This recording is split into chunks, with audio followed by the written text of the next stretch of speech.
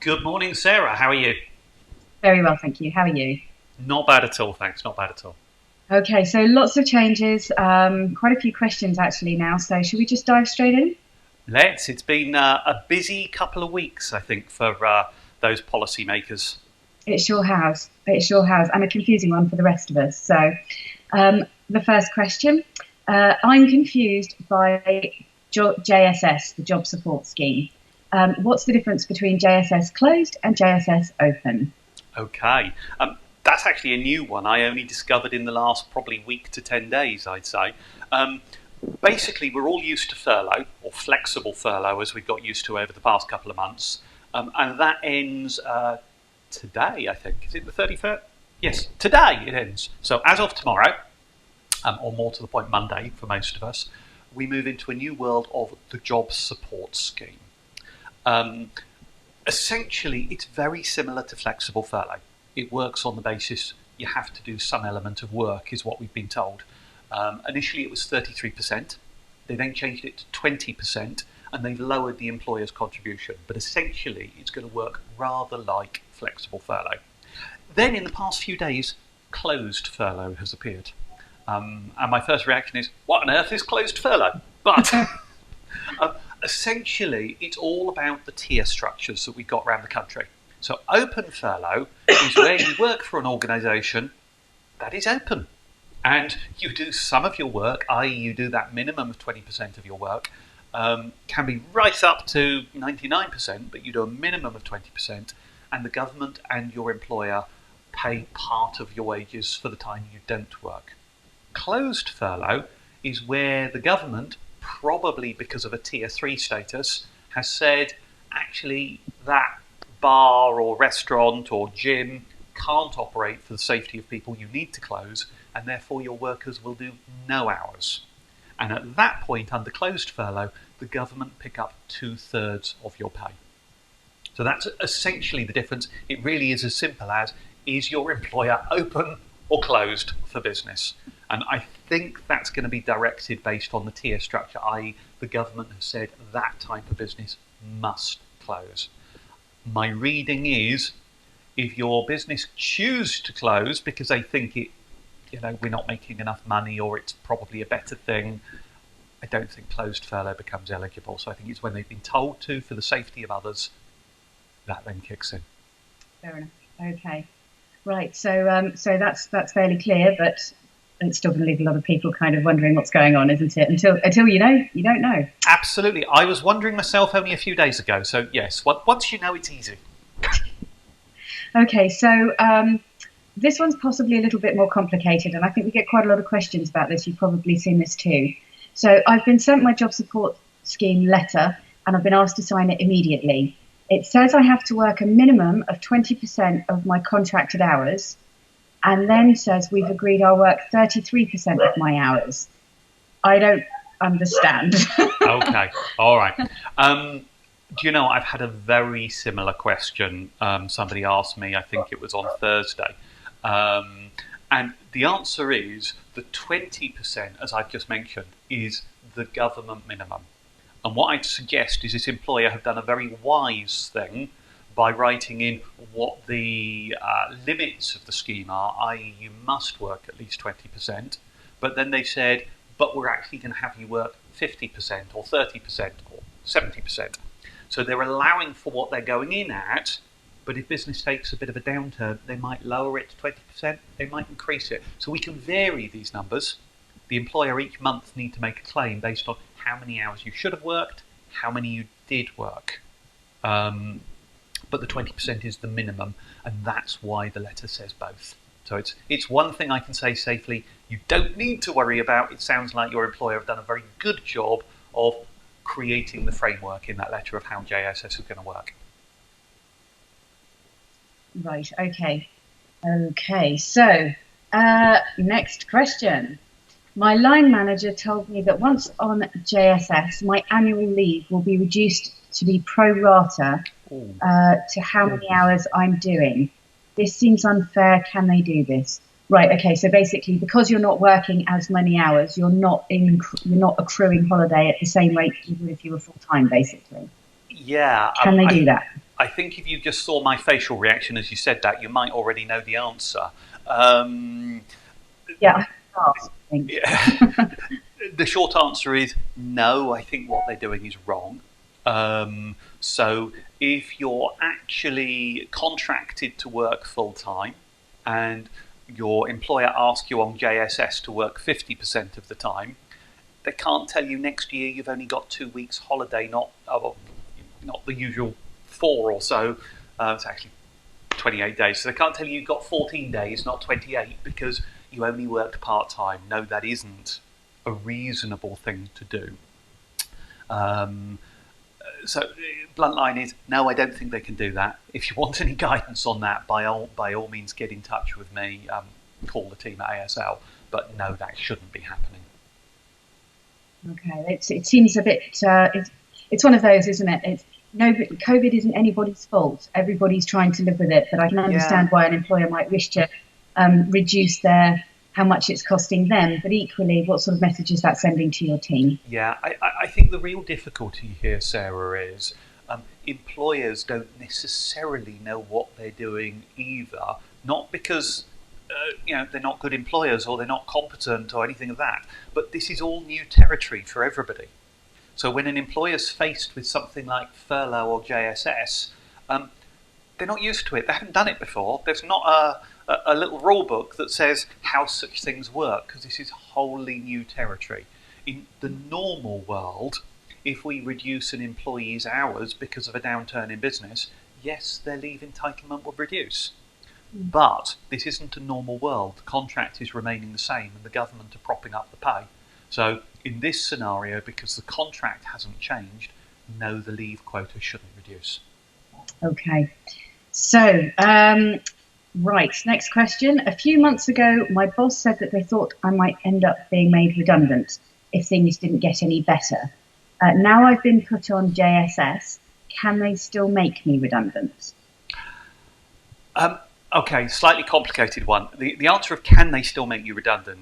Yes, an employer can always make somebody redundant, but you do have a little extra protection on JSS than you did on Furlough. The details of this are still somewhat sketchy because we don't have the full guidance and rulebook from the government. But the one thing we do know is you cannot be made redundant and serve your redundancy notice period whilst your employer is claiming job support scheme payments for you.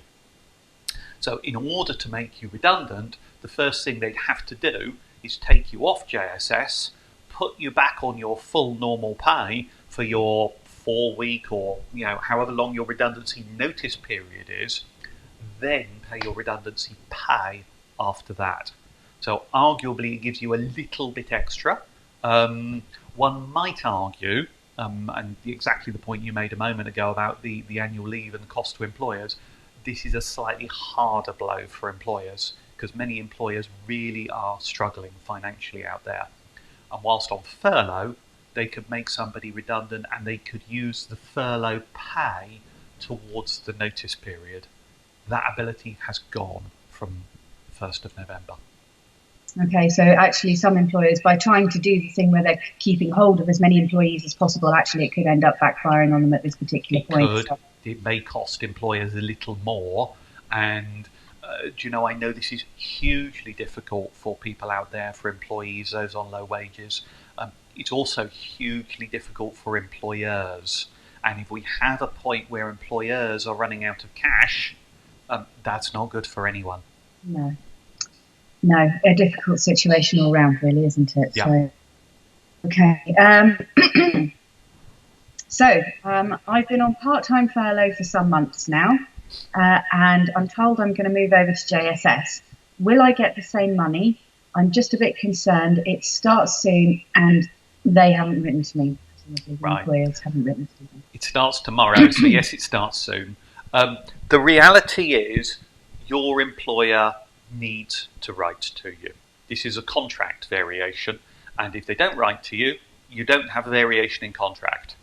The problem you have is you kind of need to accept the contract variation because the alternative is probably no job. So it's a very difficult one to say, oh, well, I'll discuss, I'll negotiate, it's kind of a take it or leave it offer. Here is something that gives you some degree of ongoing job security. This isn't great for the employer either. The second point worth noting is under the furlough scheme, the pay that people received for the hours they didn't work was 80%. Now, initially, the government also topped up by making the national insurance and the pension contributions towards the employer. That's gone. That disappeared over the past few months. So employers have had to start paying some of that 80%. In October, the employer has paid 20% of the hours you haven't worked, and the government has paid 60%. Okay? What's happening from November is the government are actually paying, I think it's 61 2/3%. Love how they pick these small numbers. And the employer are paying up to around 5%, just under 5%. So this is slightly better for the employer than, let's say, it was in October.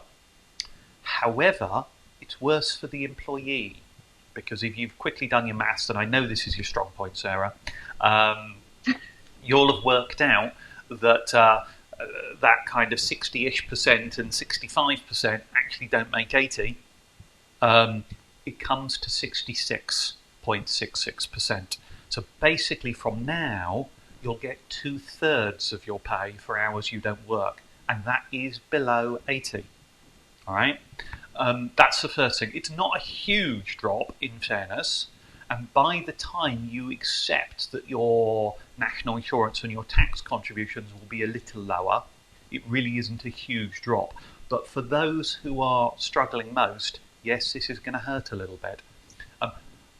Under furlough, under the initial stages of furlough, there were a number of employers who topped up.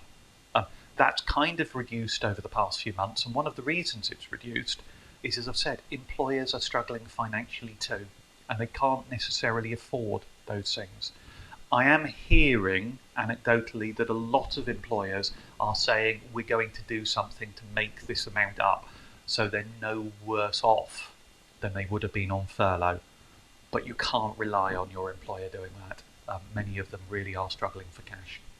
Okay, and so presumably as well, if somebody is only working part-time hours, they're actually getting less money than they were getting when they were on furlough, but they will have the additional expense of having to get into work and back again as well, won't they? So, well, I'm conscious we've only got a couple of minutes left to talk about this, but I think getting into work is an interesting point. It depends what they do, and it's possibly worth mentioning that as early as Monday, we might actually be going back into some kind of lockdown state as well.